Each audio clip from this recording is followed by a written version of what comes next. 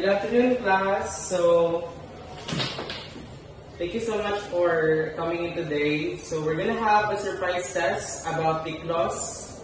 So, this is for our art appreciation class, and I hope nag-study mo tanan about Ana. Okay? So, please bring out your one whole sheet of paper, and let's start the test. Okay? I'll give you 5 minutes. Hello, wala bang ka-study?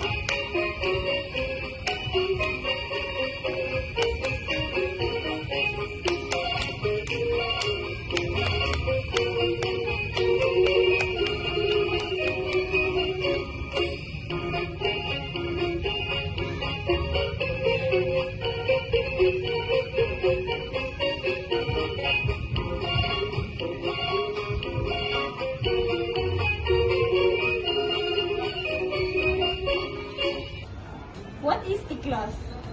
Tiklos is the traditional dance from in the Philippines that is originated from the Visayas region. It is a lively and energetic dance that is often performed during celebrations and gatherings. The story of Tiklos dancing is deeply rooted in the cultural traditions of the Visayas people. Where did Tiklos originated from? Tiklos is a belief to have originated among the Waray people to Eastern Visayas.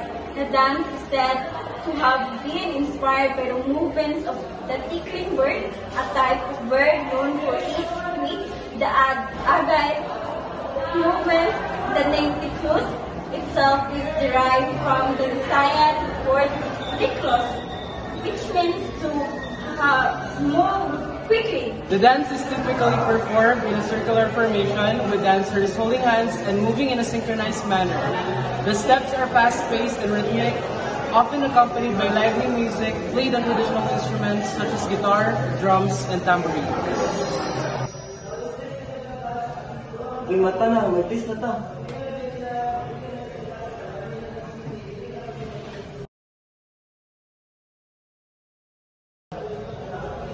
So na itong test result, guys.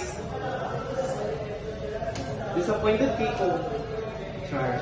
Dike, ato tawagan si Miss Pancho kay perfect score siya sa ato ang test. Papakita niyo, guys. Thank you. Hello, wala bang ka-study? Bird known for its tweet and act.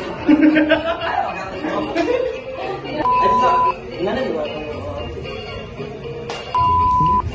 Kala ko mo.